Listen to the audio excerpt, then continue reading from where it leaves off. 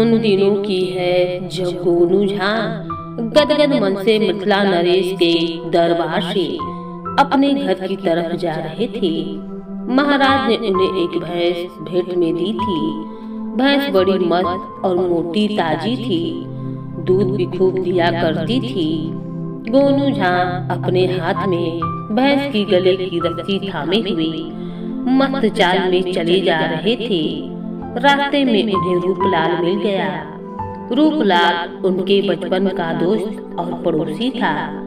जब से गोनू झा मिथिला नरेश के दरबार में नौकरी करने लगे थे, तब से उनका रूपलाल से मिलना जुलना नहीं हो पाता था। रूपलाल गोनू झा की दिन दूनी रात चौगुनी प्रगति को देखकर उनसे मन ही मन जलने लगा था और पीठ पीछे उनकी शिकायत करने से भी नहीं चुकता था।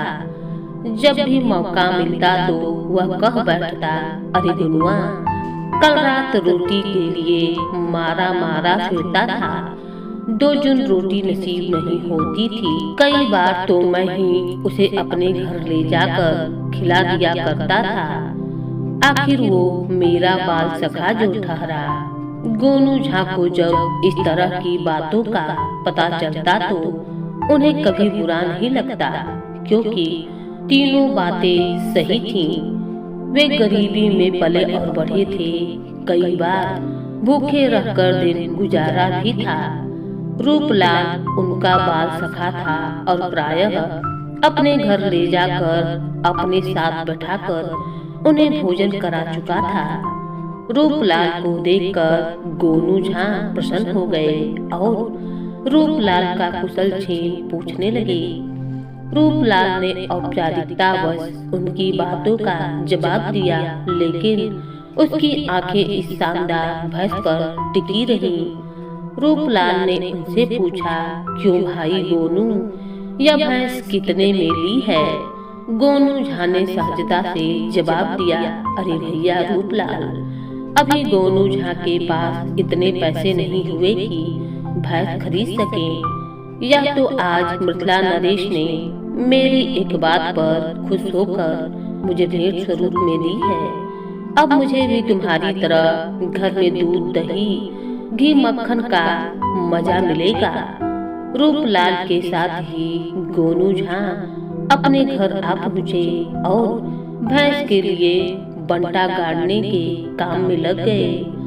रूपलाल को लगा कि गोनू झा उसकी उपेक्षा कर रहे हैं, इसीलिए वह गोनू झा से यह कहकर विदा हो गया कि घर में कुछ काम है जिसे अभी ही कर लेना जरूरी है। गोनू झा ने सहज होकर कहा, हाँ भैया, जरूरी काम है तो उसे पहले निपटा लो, हमारा मिलना जुलना तो होता ही रहेगा। रूपलाल ने इसे भी अपनी उपेक्षा ही समझा।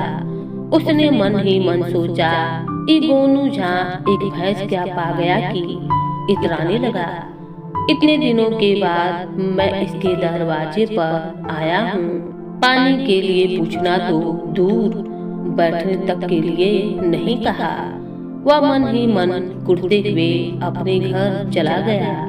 गोनू झा से जला भुना रूपलाल जब भी अवसर मिलता तो लोगों से गोनू झा की मगरूरियत के किस्से नमक मिर्च लगाकर बताता रहता। घर में भैंस आ जाने से गोनू झा की जिम्मेदारियां और बढ़ गई थी। वे रात दरबार जाने से पहले भैंस की कुट्टी सानी लगाते, पानी पिलाते और शाम को दरबार से निकलते ही सीधे घर आते और भैंस को नहलाते धुलाते और उसकी कुट्टी सानी करने में लग जाते। दिन ऐसे ही गुजर रहे थे। एक दिन गांव में मवेशियों का मेला लगा। मेले में गांव के मवेशियों के स्वास्थ्य परीक्षण की भी व्यवस्था की गई थी तथा अच्छे रखरखाव वाले मवेशियों की एक प्रतियोगिता भी की गई थी। प्रतियोगिता और स्वास्थ्य परीक्षण में मिथिला नरेश की भैंस भी शामिल हुई और रूपलाल की भैंस भी, लेकिन गोनू झा की भैंस को स्वास्थ्य और रखरखाव दोनों की दृष्टि से अव्वल घोषित किया गया। इस बात से रूपलाल क्षुब्ध हो गया और उसने एक कुटिल चाल चल दी। रूपलाल ने मृगला नरेश की भैंस के साथ प्रतियोगिता में आए मवेशी अधिकारी के कान भरते हुए कहा कि इस पुरस्कार से गोनू झा इतराने लगा है और अपने को महाराज से भी ज्यादा समझदार समझने लगा है। कह रहा था कि भैंस पालना सबके बूते की बात नहीं है। देख लिया न, महाराज की भैंस भी मेरी भैंस का मुकाबला नहीं कर पाई। रूपलाल ने ग्रामीणों के कान में भी यही बातें दोहरा दी और मेले से अपनी भैंस लेकर अपने घर लौट आया। गांव में बात फैलते देर न लगी। जंगल की आग की तरह पूरे गांव में गोनू झा के भैंस के अव्वल आने की खबर फैली तो उतनी ही तेजी से थी यह बात भी फैली कि गोनू झा कहते हैं कि भैंस पालने की ताकत तो महाराज में भी नहीं है। यह चर्चा फैली तो महाराज तक भी जा पहुंची। मृगला नरेश को इस बात पर विश्वास हो ही नहीं रहा था कि गोनू झा उनके बारे में ऐसी बातें भी बोल सकते हैं। लेकिन जब उन्होंने अपने राज्य के पशु अधिकारी से पशु मेले के बारे में जानकारियां हासिल की, तब उस अधिकारी ने भी गोनू झा की भैंस के अव्वल आने की और गोनू झा द्वारा अकड़ में आकर महाराज के विरुद्ध टिप्पणी करने की बात कह सुनाई। अब मृगला नरेश को अपने अधिकारी की बात पर विश्वास नहीं करने का कोई कारण नहीं रहा। गुप्तचरों से तो उन्हें पहले ही गोनू झा के गांव में फैली चर्चा के विषय में जानकारी हो चुकी थी। क्रोध में आकर मृगला नरेश ने गोनू झा की भैंस को मरवा देने का आदेश अपने खास प्रहरियों को दे दिया। इसी बीच गोनू झा को भी गांव में उड़ी अफवाह का पता चल चुका था। वे इस अफवाह के बारे में महाराज को सफाई देते उससे पहले ही उनकी भैंस मरवा दी गई। गोनू झा सकते में आ गए। उन्होंने किसी से कुछ कहा नहीं, महाराज से भी नहीं। एक चमार को बुलवाकर उन्होंने भैंस की खाल उतरवा ली और भैंस के शव को खेत में गड़वा दिया। भैंस की खाल को लेकर गोनू झा गांव के सरहद के पार पहुँचे और वहां एक बरगद के पेड़ पर चढ़कर भैंस की खाल को पेड़ की डालों पर फैला दिया। वे रोज रात को उस पेड़ के पास पहुंच जाते और पेड़ पर चढ़कर भैंस की खाल को छूकर संकल्प लेते कि जब तक इस भैंस को मरवाने वालों से बदला नहीं लेंगे तब तक रात को चैन की नींद नहीं सोएंगे। इसी तरह 7 दिन बीत गए। 8वें दिन अमावस्या की रात आई। गोनू झा पेड़ पर चढ़े हुए थे कि कुछ चोर पेड़ के नीचे आकर बैठ गए। गोनू झा ने ऊपर से ही अनुमान लगाया कम से कम 4 चोर होंगे। चोरों में से एक ने ढिबरी जला ली और ढिबरी की हल्की रोशनी में वे चारों चोरी का माल आपस में बांटने लगे। गोनू झा भैंस की खाल थामे थोड़ी देर तक झुककर यह नजारा देखने की कोशिश करने लगे कि चोर आपस में क्या बांट रहे हैं। गोनू झा के झुकते ही चोरों ने आपस में एक थैली पलटी और थैली से असरफियां गिरने लगी। छन छन छन छन छनाक छनाक असरफियों की दमक से गोनू झा विस्मित हो गए और डाल से उनका पांव फिसल गया। पेड़ से गिरने से बचने की कोशिश में शरीर का संतुलन बनाए रखने के लिए उन्होंने भैंस की खाल छोड़ दी और पेड़ की एक डाल खुद पकड़ ली। यह सब इतनी तेजी से घटित हुआ कि गोनू झा को भी समझ में नहीं आया कि क्या कुछ घटित हो गया है। भैंस की खाल पेड़ पर धूप में सूखकर कड़ी हो चुकी थी। गोनू झा के हाथ से छूटते ही यह खाल पेड़ की डाल पर पत्तों से टकराती हुई अजीब आवाज पैदा करती हुई चोरों पर गिर पड़ी। चोर इसे प्रेत लीला समझकर वहां से डरकर सिर पर पांव रखकर भाग निकले। गोनू झा ने जब देखा कि चोर बिना पीछे मुड़े हुए भागते जा रहे हैं और अंत में घने अंधेरे में विलीन हो गए, काफी देर तक गोनू झा पेड़ की डाल पर बैठे अपने को संयत करते रहे। जब उन्हें भरोसा हो गया कि चोर अब वापस नहीं आवेंगे, तब उन्होंने चोरों का असबाब देखा, जिसके बंटवारे के लिए पेड़ के नीचे चोर एकत्रित हुए थे। गोनू झा की खुशी का कोई ठिकाना नहीं था। उनके सामने स्वर्ण मुद्राओं की ढेर सी लगी हुई थी और जेवर की थैलियां पड़ी हुई थीं। गोनू झा के सामने समस्या यह थी कि यह धन वे कैसे लेकर अपने घर जाएं। अतः उन्होंने अपना कुर्ता उतारा और अपने गले वाले भाग को बांधकर उसमें सारा धन समेट लिया और फिर अच्छी तरीके से गांठ लगाकर सिर पर रख लिया और अपने घर वापस लौटा पहुँचे। घर पहुँचते पहुँचते सवेरा होने लगा था। पेड़ों पर चिड़ियों का कलरव शुरू हो गया। घर पहुँचने पर गोनू झा ने संतोष की सांस ली कि उन्हें रास्ते में किसी ने न देखा। गोनू झा ने मन ही मन सोचा कि यह ईश्वरीय कृपा ही है कि उन्हें इतना धन प्राप्त हो गया है। अन्यासी अब उनके मन में यह जिज्ञासा पनपी कि उनके पास स्वर्ण मुद्राएं कितनी हैं, यह जानने जेवरों की एक पोटली बनवाकर उन्होंने संदूक में रख लिया और स्वर्ण मुद्राओं का परिणाम देखकर उन्हें लगा कि यदि इन्हें वे गिनने में लग जाएंगे तो सारा दिन ढल जाएगा, तब भी शायद गिनती पूरी न हो। यदि इन स्वर्ण मुद्राओं को तौल लिया जाए तो काम चल जाएगा। यह विचार मन में आते ही उनके सामने समस्या आई कि तौले तो कैसे तौले, घर में तराजू तो था ही नहीं। फिर उन्होंने सोचा कि चलो रूपलाल के घर से तराजू ले आवें, उनके पास तराजू जरूर होगा।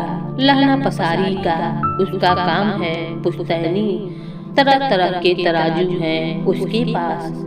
रूपलाल का ख्याल उनके मन में दो कारणों से आया। तो एक तो रूपलाल उनका बाल सखा है, दूसरा यह कि उसका घर उनके घर से महज एक ही फरलांगी के दूरी पर था।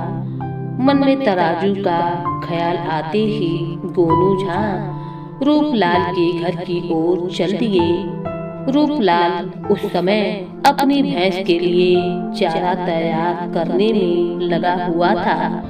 गोनू झा को अपने घर आया देखकर वह कुछ चकित सा हो गया और आगे बढ़कर पूछा, क्यों भाई गोनू, इतने सवेरे कैसे आना हुआ? तुम्हारी आंखें चढ़ी हुई है, रात भर सोए नहीं क्या? गोनू झा ने कहा, रूपलाल तुमने ठीक ही कहा था, रात को सोया नहीं। अभी तुम मुझे तराजू और बाट दे दो, जरा जल्दी में हूँ, चैन से बैठूंगा तो बातें करूंगा।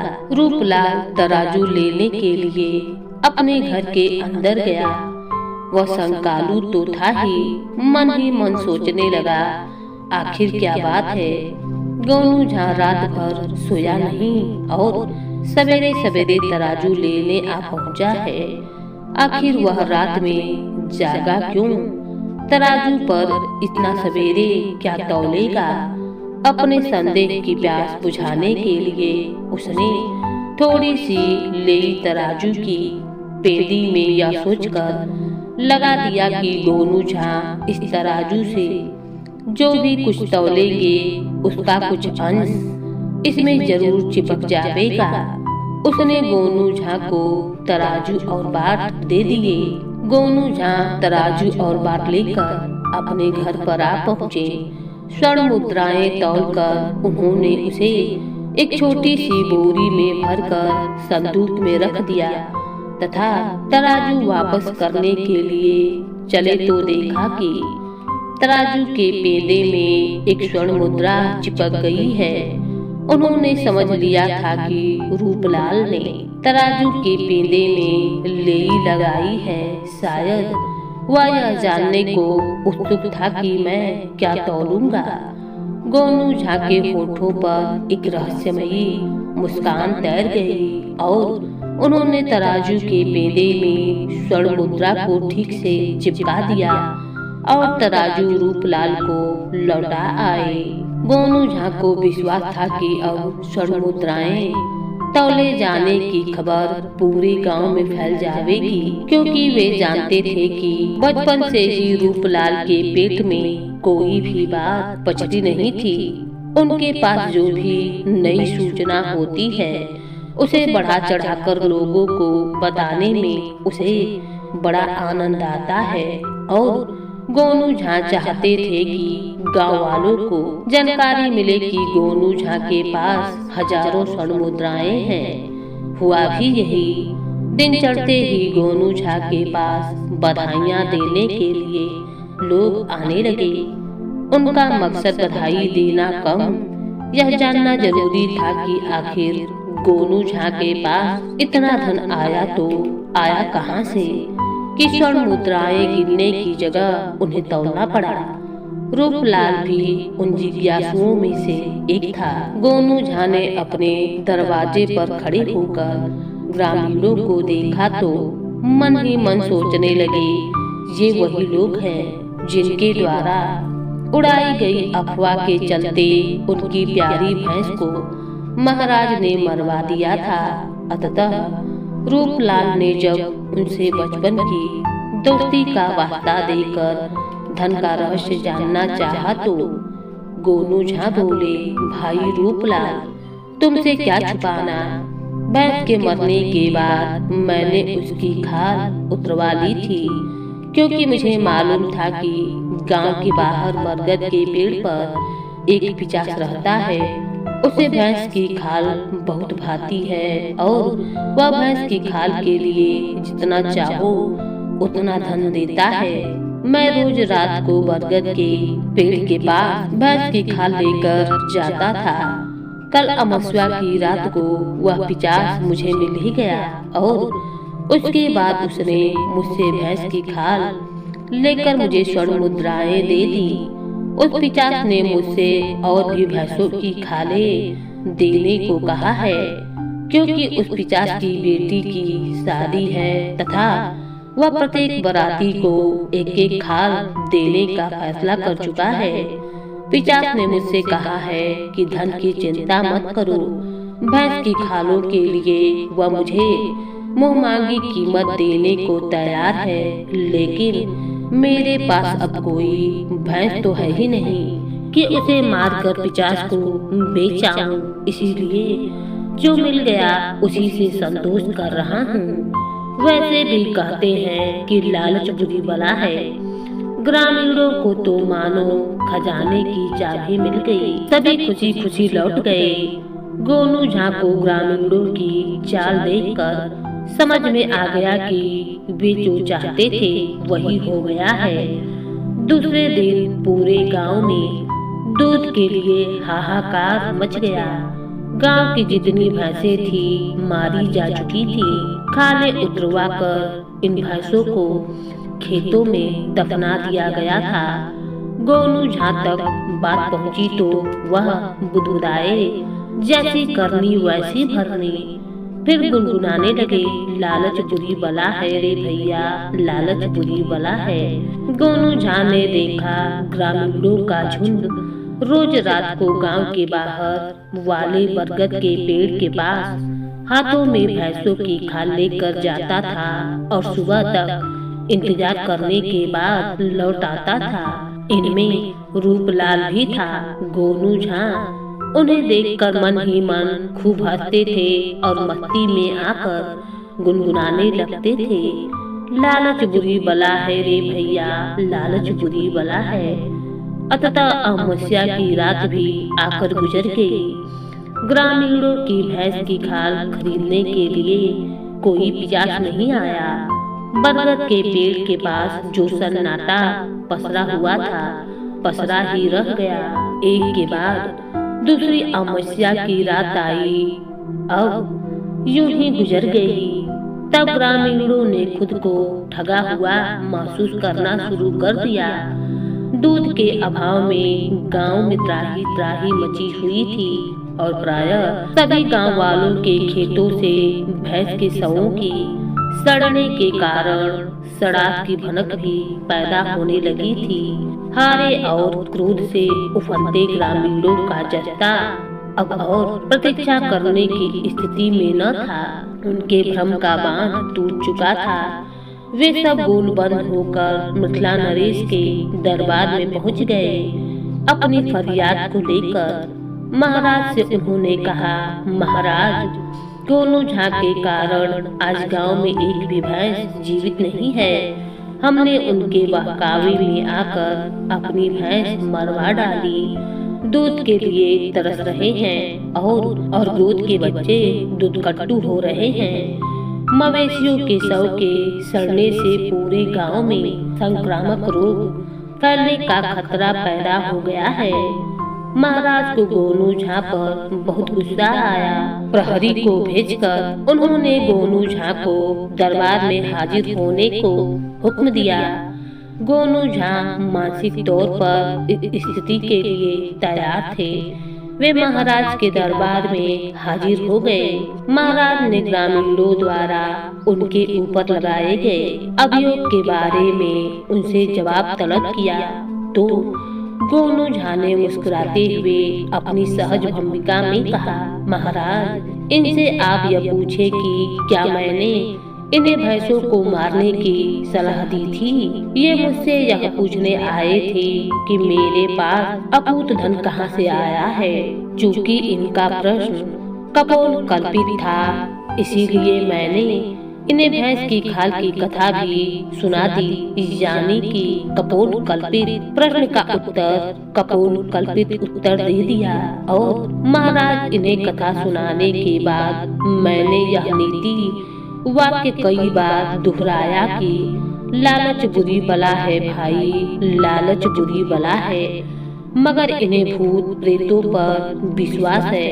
पिशाचों और बेतालों के अस्तित्व को ये स्वीकारते हैं और पूजते हैं। इसीलिए इन अंधविश्वास वाले मस्तिष्क में लालच नहीं करने की सलाह का कोई भी अर्थ नहीं पनपा।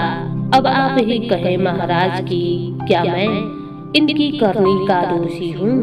यदि आपको मैं दोषी लगूं तो आप जो भी चाहे सजा दे लें। महाराज ने ग्रामीणों के जत्थे की ओर देखा।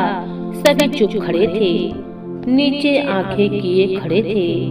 महाराज समझ गए कि ग्रामीणों ने अपनी लालच में भैंस गवाई है।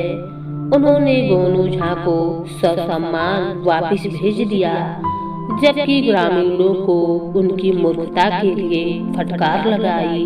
ग्रामीण महाराज के पास से अपना सामान लेकर लौट गए। महाराज ने राज्य की ओर से गांव के बच्चों के लिए दूध की व्यवस्था करा दी, क्योंकि यह उनका राजधर्म था।